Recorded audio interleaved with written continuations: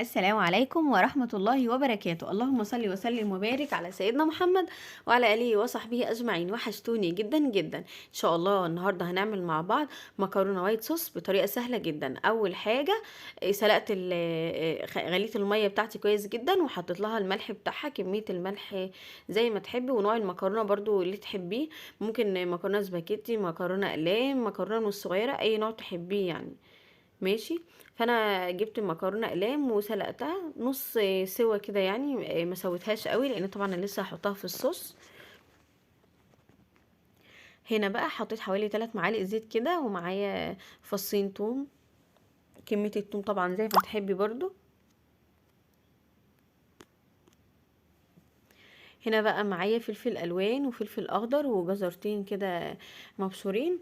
بس نصيحه مني استغني عن الفلفل الاخضر في الوصفه دي. ما كنتش حاسه ان هو احسن حاجه فيها قوي يعني، بس الفلفل الالوان حلو جدا فيها.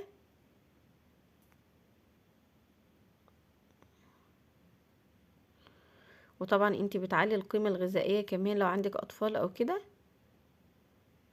هنا بقى بحط الملح بتاعي بحيث ان انا اساعد ان الخضار يدبل معايا اسرع يعني، وهسيبه على النار شوية كده بحيث ان هو يدبل معايا قوي يعني. وهبدأ الم الخضار بتاعي بعد ما دبل معايا كده بالطريقة اللي انتوا شايفينها دي. وفي نفس الحلة بتاعتي هحط معلقة سمنة كمان، معلقة سمنة بلدي بقى الموجودة عندك.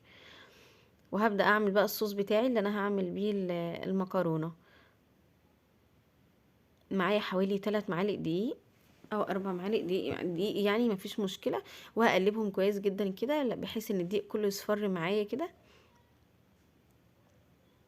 انا كده بالظبط حطيت حوالي 4 معالق دقيق، 4 معالق كبار يعني. وبدات ان انا اقلبهم كويس جدا.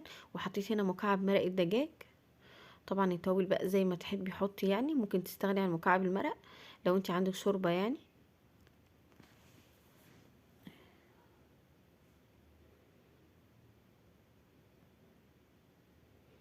شايفين لونها بدأ يصفر معايا قوي. هنا هننزل بقى بحوالي مثلا كيلو من اللبن، لبن كامل الدسم يعني، ما تكونيش واخده الوش بتاعه او كده يعني. هنا بقى نزلت بقى بالتوابل بتاعتي، حطيت فلفل، حطيت سنة شطة كده يعني، مش لازم شطة اصلا بس انا بحب الحاجة فيها سنة شطة كده يعني، ما بحرقهاش قوي برضو عشان الولاد.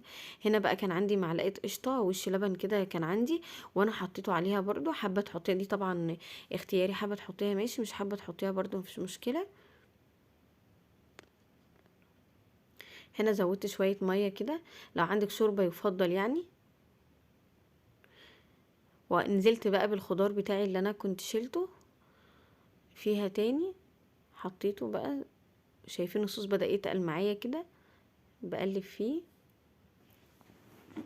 طبعا انا بهدي النار. شايفين الصوص كده بدأ يتقل معايا وبدأ يبقى تمام. هنزل بقى بالمكرونة بتاعتي، هسيبها كده، اسيب الصوص مع المكرونة كده حوالي 5 دقايق او ممكن 10 دقايق على نار هادية بس شوية كده. وتاكليه بقى. اهم حاجه المكرونه دي يا جماعه بتعوز تتاكل وقت ساعتها يعني، ما تستناش شويه، هي حلاوتها وهي سخنه كده في وقتها. انا كنت مجهزه المكرونه وجهزت الصوص كده قبل ما الولاد يجوا. وعلى ما الولاد جم كانوا طالعين من تحت، سقطتها حوالي 10 دقايق كده بحيث ان احنا ناكلها سخنه وقت ساعتها كده يعني، لان هي حلاوتها كده عشان ما تشربش الصوص بتاعها قوي، يبقى فيها صوص كده وانت بتاكليها. كنت عامله جنبها فراخ طبعا كوردن بلو. آه، انا طبعا نزلت لكم الفيديو ده قبل كده بتاع الفراخ بالطريقه دي سهله جدا برضو، ارجعوا له هتلاقوه موجود. الفراخ دي مناسبه جدا مع المكرونه وايت صوص، بجد تحفه جدا. والولاد على فكره بيحبوا نوع المكرونه ده جدا، سهل عليهم، الصوص بتاعها بيساعدهم في الاكل شويه. شايفين ما شاء الله بجد جميله جدا يعني. وكمان لو كان نوع الجبنه اللي كان فيها افضل كانت هتبقى اجمد يعني. المكرونه دي بجد حلوه قوي، جربوها مش هتندموا، هتوحشوني جدا. السلام عليكم.